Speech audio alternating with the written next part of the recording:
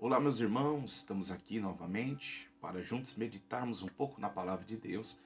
Nós estamos aí meditando um pouquinho na vida de Isaac e Rebeca, esse casal que nós vemos um casal um pouco diferenciado dos casais do seu tempo, que naqueles dias, como já falamos aqui, que diante das crises existenciais, dos problemas que apareciam aí na vida conjugal, sempre colocavam, como no caso de Rebeca, por ser estéril, colocavam uma terceira pessoa, assim como Sara, Abraão, Agar, como nós temos também Penina, Ana, Eucana, né? Então, quando se tinha aí um problema no relacionamento conjugal desse tipo, né? Eles optavam aí por esse caminho, não, como já dito aqui, não algo que Deus ele desejava, permitia, mas algo cultural. E ao longo do desenvolvimento da teologia, nós vamos ver que isso no Novo Testamento vai ficar bem claro a respeito da intenção de Deus para o casamento, de ser homem ou marido de uma só mulher. Mas nós falamos que não existe casamento perfeito, existe casamento feliz. Feliz, e nós falamos que essa felicidade ela é construída, ou seja, pelos dois, né, pelos cônjuges. E uma das coisas que já falamos aqui relacionado a esse casal é que havia uma preocupação em Isaac relacionado ao problema ou aos problemas que a sua esposa estava atravessando. Não era um casal individualista que viviam debaixo do mesmo teto, mas cada um, né, como dizem por aí, no seu quadrado. Não.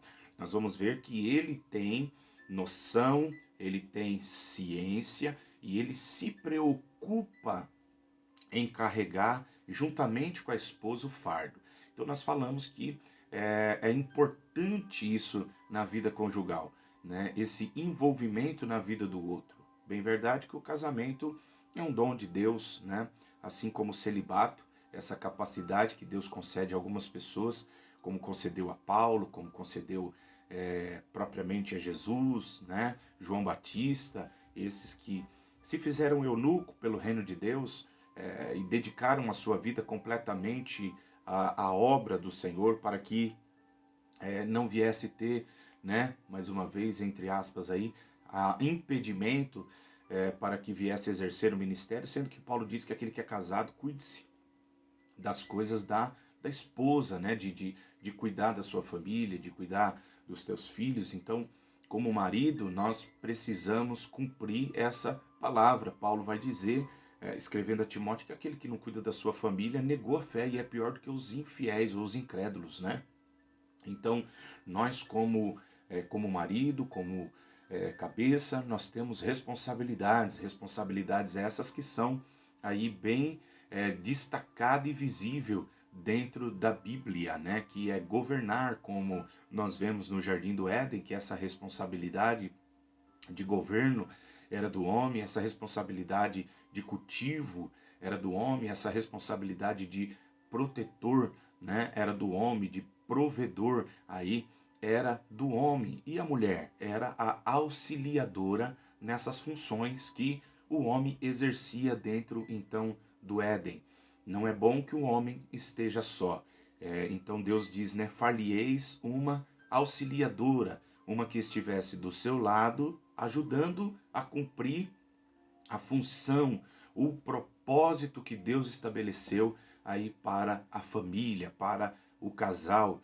Então, nós precisamos colocar as coisas no seu devido lugar, e quando nós cumprimos aí com a vontade de Deus, com aquilo que Deus ele estabeleceu, ele pensou, né, ele programou, ele havia já estabelecido, tudo vai bem, né? Não estou dizendo aqui que não passaremos por dificuldade, mas cumpriremos da maneira em que Deus ele fez, ele criou, né? Então, esse é aí o nosso desafio, seguir a vontade de Deus, cumprir a vontade de Deus, não é mudar, né? O que o inimigo da nossa alma ele deseja é que nós venhamos mudar aquilo que Deus ele programou, estabeleceu, ele fez de um jeito. O inimigo quer mudar, como a gente vê por aí hoje, o novo modelo de família que a sociedade prega, né? Completamente contrário à palavra de Deus, né? Então por isso a gente vê uma sociedade aí muito resistente à palavra de Deus, contra a palavra de Deus, porque a palavra de Deus vai contra esse modelo de família que a gente tem visto nessa sociedade destituída aí da glória de Deus. Mas como tementes a Deus, como servos de Deus, nós temos a Bíblia como a nossa referência, nós temos a Bíblia como o nosso GPS, se é assim que podemos dizer, que nos orienta, que nos direciona, que nos guia. Então, através da palavra de Deus, é que nós nos ajustamos aí com a vontade de Deus, com a vontade do Senhor. E nós, então, estamos aqui falando desse casal que eu disse para vocês que é um casal que não é perfeito, né? Que tem os seus defeitos.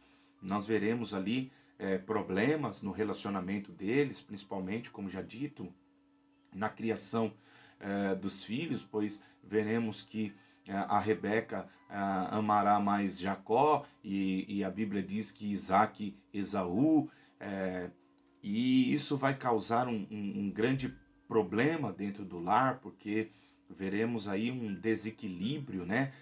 Por mais que cada um dos nossos filhos, no meu caso eu tenho dois, um tem completamente uma personalidade diferente do outro, reações completamente diferentes, né? Com a vida, com as coisas, a maneira até de lidar com os pais, né? Nós não podemos permitir que isso possa entrar dentro da nossa família, né? A ponto de nós então amarmos mais um filho do que o outro, né? Então nós não podemos fazer isso, é um desafio que nós temos como pai, porque às vezes, principalmente os filhos que não dão tanto trabalho, nós somos tendenciosos às vezes a lidar melhor, né? E acabar muitas das vezes entrando nesse erro aí devido a essa adaptação ou daquele filho que você vê que faz coisas que você gosta, como Jacó era, né? As coisas que Esaú fazia, né? O outro já era mais caseiro, Jacó já era mais de estar dentro de casa, o outro já era caçador, já preparava para o pai ali uma alimentação. Então isso daí acabou trazendo um grande problema dentro da casa de Rebeca e de Isaac. Porém, nós vemos que eles são um tipo de casal dentro da Bíblia que conseguiram viver feliz, que conseguiram passar por crises, passar por dificuldades, né? Como já falamos também, sendo bem repetitivo, que as crises fazem parte, né? Principalmente da vida conjugal. E nós precisamos saber lidar com essas crises, né? Eu até falei no outro vídeo que eles souberam liderar a crise, né? Eles lideram a crise, né? Como definição mesmo de líder, né? De poder controlar a situação sem estar perdendo o controle e acabar naufragando diante das circunstâncias. Então, hoje eu gostaria de falar a respeito dessa concordância que nós veremos que posteriormente, na criação do filho, nós veremos que vai haver esse rompimento dessa concordância, aonde então surgirá os problemas. Porém, quando nós olhamos para a vida deles, essa decisão que quando eles descem para Gerar, né, eles ficam nesta região, pensaram em descer para o Egito, mas diante de uma manifestação de Deus, mandando que ele ficasse na cidade que Deus lhe mostrasse, então, quando eles chegam ali, nós iremos ver que há uma concordância nas decisões em que eles vão tomar, né? Há uma concordância entre Rebeca e Isaac. Não justifica aqui essa mentira que eles contaram, né? Mentiras que, se fôssemos ver culturalmente, poderíamos dizer que era uma mentira necessária, porque naqueles dias, quando a mulher ela era muito bonita, alguns aí chefes tribais, né, reis, vendo a mulher, o que, que eles faziam? Eles matavam aí a mulher, né?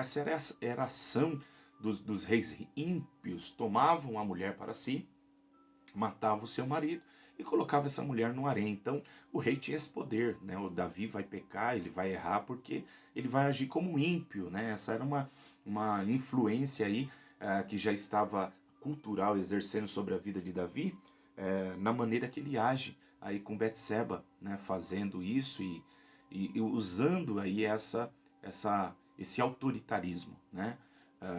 De não matar com a sua própria mão, mas de também usar como um recurso aí essa possibilidade de tirar o homem da jogada.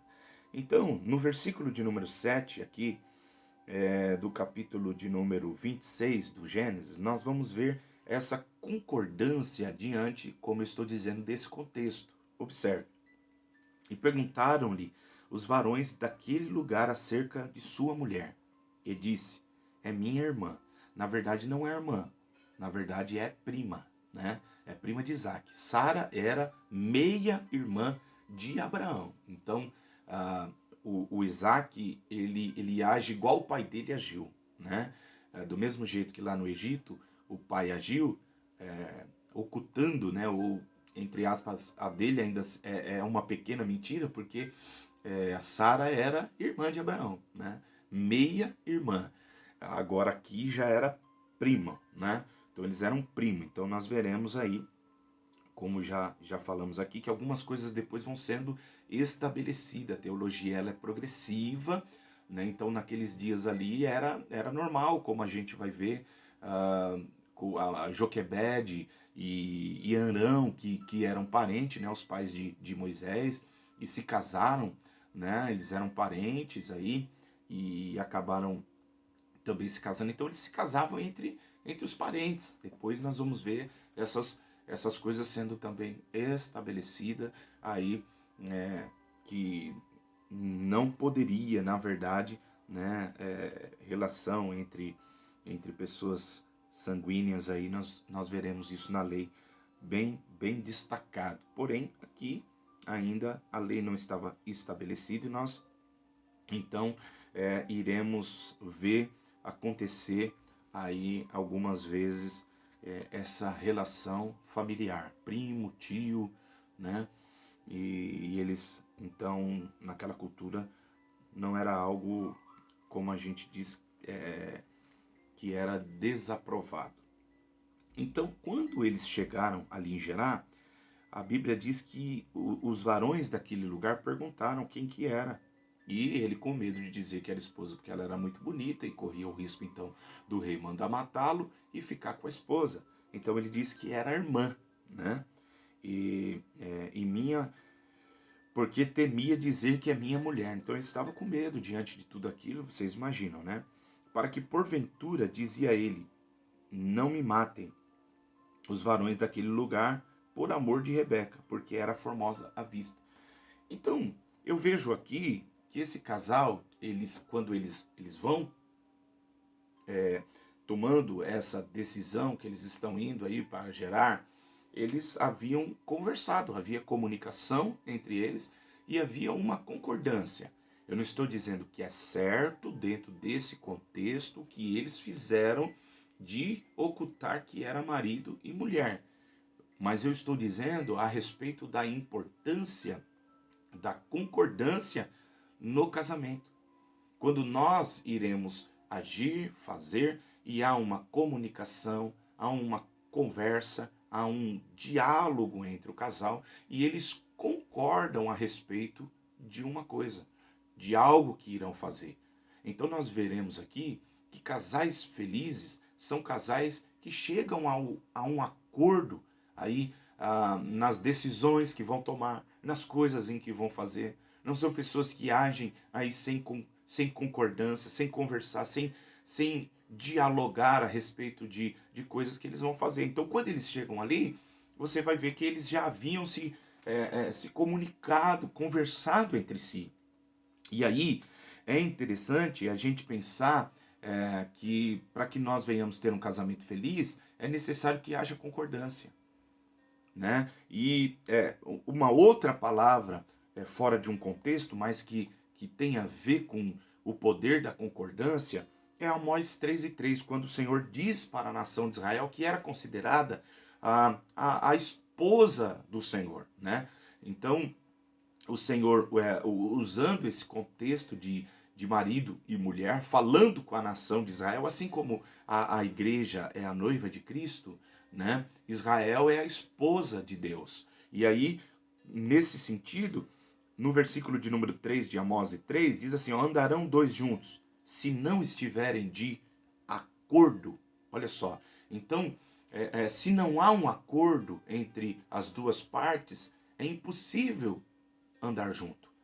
Se não há uma concordância, e aí eu peguei a palavra aqui no original, grego, da palavra concordar, né? Ou concordância, que no original grego aqui significa o mesmo que estar em harmonia, numa mesma sintonia, como uma bela sinfonia. Então, nós veremos aí que concordância é tirada de um contexto, a sua etimologia, a etimologia da palavra, da música, da sinfonia aí de uma orquestra. Então, é como uma orquestra que precisa de um mestre, de um regente, para realizar um bom concerto, né?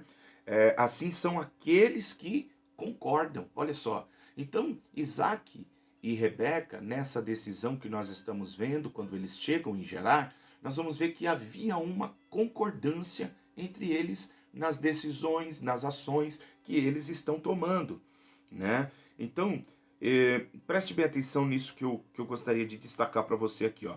Ninguém numa orquestra toca conforme a sua vontade, no seu tempo e no seu ritmo, pois sabe que isso não fará como se age em uma a orquestra, né? No latim, a palavra concordar vem de duas palavras, cordis, que significa com o mesmo coração. Olha só que coisa tremenda. Então, a concordância é como se fosse a batida do coração entre duas pessoas batendo junto, caminhando junto, né? Então, esta ligação desses dois. Então, em uma orquestra, a pessoa não toca do jeito que ela quer, né? Ou seja, então nós montamos aqui uma orquestra, aí um toca de uma maneira, outro toca. E no casamento não é diferente. A gente vê que quando se estabelece a crise, e crise que acabam sendo agravada, porque crises elas vêm acontecer, quando nos falta concordância dentro do relacionamento, nós não conseguimos aí lidar com essas crises, né? E dentro dessa concordância, nós precisamos entender que da vida conjugal, às vezes é preciso abrir mão, é preciso abrir mão. Para quê? Para que a vontade do outro ou o pensamento do outro, que a gente naquele momento e naquela situação se torna melhor. Então, observe dentro desse contexto o risco que a Rebeca está correndo, porque ela está indo para a casa de Abimeleque. Tanto que ele vai dizer, eu poderia ter tido relação com a sua esposa.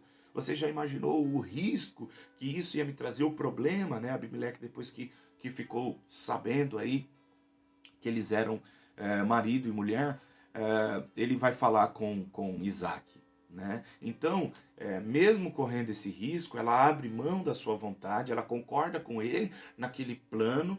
Por quê? Porque eles estão vivendo um período de crise, há uma crise de fome, né? Então, nós precisamos entender que dentro de um casamento, de uma família, sem harmonia é como uma orquestra desentoada, né? Desafinada, que sai fora aí do ritmo, né? Eu acredito que você já viu, às vezes as pessoas estão tocando ali, tem uma pessoa que está fora do tom, cantando, está fora do tom, tocando, né, sai fora da harmonia, é nítido. Então, em uma orquestra, nós temos o regente, nós temos o mestre ali na frente, né? A pessoa que está comandando, você segue a sua orientação e você não faz o que você quer. Então, no casamento é necessário isso. Observe, por favor, aqui. Um princípio importante da união no casamento é que o marido e a mulher considerem um ao outro como parceiro.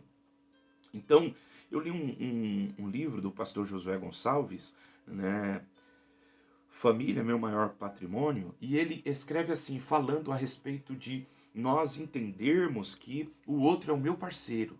Como se fosse, né, ele, dentro desse livro, ele trabalha a vida do casal como se fosse uma empresa. E a parceria que tem que haver aí no casamento. Aí ele escreve assim, ó, no seu livro. Quando lemos no livro do Gênesis, capítulo 2, versículo 24, os dois tornam-se uma só carne, esta união conjugal não se limita apenas ao coito, né? A relação íntima. Ou aqui o encontro aí dos órgãos genital, das nossas genitálias. É uma união que transcende o aspecto físico. É uma sociedade plena em aspecto físico. É uma sociedade plena em todas as áreas da vida. Olha só.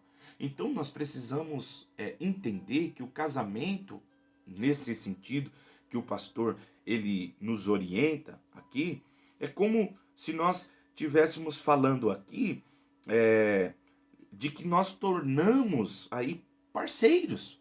Nós somos parceiro, né? Nós somos parceiro nessa relação. Então, não somos inimigo e é onde nós precisamos ter a concordância. Olha o que o Augusto Branco ele diz também no seu livro.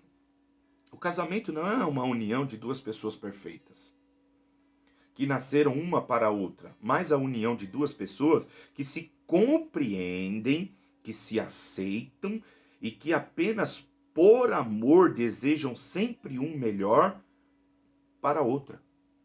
Então, olha que concordância maravilhosa, e quando nós então entendemos aqui essa parceria, que o casamento, como já foi lido aqui, não é a parceria da perfeição, mas é o desafio de que aqueles que se uniram, eles desejam fazer o melhor para o outro.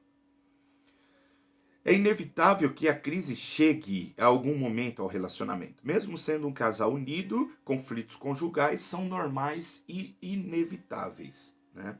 Aí agora eu gostaria de ver com você aqui como devemos lidar com o conflito para que não se torne uma divisão. Falando de concordância. O maior problema da falta de concordância é quando se estabelece, né, aí uma divisão. Por quê? Nós vamos ver que existem dois lados dos conflitos. O lado positivo e o lado negativo. Veja o lado positivo dos conflitos. Como nós devemos olhar para os conflitos. O lado positivo dos conflitos é que ele mantém a personalidade e a identidade da pessoa. Ou seja, seus desejos, seus sonhos, né? Ele não se anula. Então, o conflito, ele mostra que isso é importante, por quê? Porque a pessoa não está se anulando no relacionamento.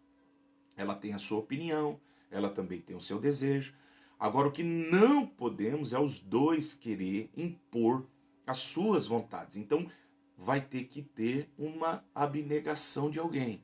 Vai ter que ter aí aquela coisa de uma das partes, né, abrir mão da sua vontade.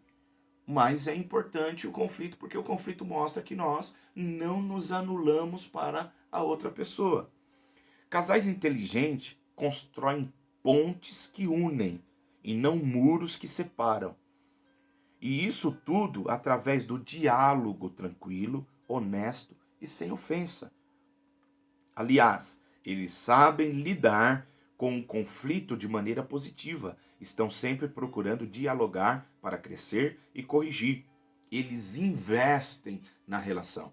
né? Então, casais felizes, eles conversam, eles dialogam. Os conflitos servem para mostrar que, às vezes, algo que está acontecendo não está bom para mim. E aí nós precisamos, então, chegar a um consenso. Então, a crise, ela vai nos mostrar que há uma insatisfação. E a outra parte precisa lidar com esse momento de maneira que consiga ajustar, arrumar. Então veja que as crises são importantes. Quando surge uma crise numa empresa, quando surge, né, uma crise numa igreja, o pastor tem que estar atento. Peraí, isso é um sinal de que há uma insatisfação. E pode ser que aquela parte que está insatisfeita, ela tem razão. E às vezes eu não estou vendo. Às vezes eu estou me tornando, como falamos no outro vídeo, individualista. Né? E eu não posso, dentro da relação, ser individualista, porque o casamento é para o outro. Né? Eu sirvo o outro nessa relação. Como eu disse que casamento é um dom é servir o outro. Então eu não caso para ser, eu caso para fazer. E fazendo eu sou, porque eu planto e eu colho. Né? Eu tenho o retorno. Por quê? Porque o amor ele constrange, não é verdade? É o que Paulo ele vai dizer. Então, quando nós entendemos aí essa matemática, nós colhemos, é a palavra de Deus, porque a Bíblia diz que tudo que você quer que as pessoas te façam, faça você também. Essa é a lei. Então, às vezes nós estamos querendo algo que nós acabamos não fazendo. Nós exigimos algo que nós nem acabamos dando. Então, o importante do conflito no relacionamento, o lado positivo, na verdade, né, é que você consegue enxergar a insatisfação que está no outro. A insatisfação que está gerando no outro aí essa agonia, essa tristeza. E aí é onde eu preciso entender por que estás triste, por que estás abatida. Lembra de Eucana falando com Ana? Então, diante de ver aquela insatisfação, ele pergunta, né? Ele pergunta para ela por que está acontecendo. E ele sabia qual era o problema que Ana estava atravessando, né? Que ele vai falar a respeito de que eram os filhos, não sou eu melhor que 10 filhos, né? Então, nós precisamos entender a importância do conflito. Quando nós entendemos o lado positivo, nós crescemos na relação porque nós nos ajustamos. Nós entendemos que a crise é um sinal de que algo não vai bem, de que precisa ser ajustado, arrumado. Agora, qual que é o lado negativo do conflito? Preste bem atenção. Eu acho bem interessante uma palavra do saudoso pastor Billy Graham, que ele diz assim, ó, todo casamento bem-sucedido existe ajustes, adaptação, cooperação, acordo e de vez em quando uma discussão. Olha que interessante. Uma boa discussão pode ser saudável. Um casal de muitos anos de casado que nunca tenha tido a menor discussão, a menor briga, ou estão mentindo, ou um deles é descartável, abriu mão da relação. Né? Então, nós precisamos entender que existe o lado negativo e o lado positivo dos conflitos. E o pastor Billy Graham, ele diz que é impossível, né, não haver aí discussão, ajustes no relacionamento. E se isso não acontece é porque ou está mentindo ou, né, uma das partes abriu mão do relacionamento. Porém, o que a gente precisa tomar cuidado é para que este conflito que era positivo, que agimos com sabedoria para saber lidar com aquele momento, se torne aí uma situação complicada. Preste bem atenção. Quando um casal não discute mais a relação, ele é indiferente à situação do casal, isto é um mau sinal para o casamento. Segundo alguns psicólogos, isso é sinal de que a pessoa abriu mão. Então, a pessoa que está dando com o ombro, né? Não tô nem aí, a gente deixa acontecer, já vi que não abriu mão. Então, isso não é bom, isso é um sinal aí de que o problema já tomou uma proporção no casamento terrível, que já está gerando indiferença, como se a outra parte recebe como um anúncio de que aquilo não vai mudar, de que aquilo não vai acabar. E aí, sendo assim, entendemos que conflitos fazem parte e existem dois lados. O primeiro é o positivo, que já citamos aqui. E qual seria o lado negativo do conflito? Entendemos que eles são algo natural de uma relação, né? Agora, qual é o lado negativo aí dos conflitos? Então, eu vou parar por aqui, mas no outro vídeo eu vou falar sobre qual é o lado negativo dos conflitos. Por que nós precisamos tomar cuidado para que não aconteça algo que pode ser positivo, que nos ajude, que seja uma ferramenta para nós se tornar algo pior. Então, para que não fique muito extenso o vídeo, eu vou estar finalizando por aqui, pedindo que você aí que está nos acompanhando e tem sido abençoado, que você nos ajude compartilhando, você que não curtiu, curte os vídeos, nos ajude, porque assim teremos uma projeção dentro do YouTube, é necessário, né, isso. E você que ainda também não se inscreveu no canal, se inscreva e você vai estar também nos ajudando para que possamos alcançar pessoas. Que Deus abençoe. Nós voltaremos falando aí do que é o lado negativo aí nos conflitos. Que Deus abençoe e que Deus nos ajude a construir a felicidade no nosso casamento. Que Deus abençoe. Até o próximo.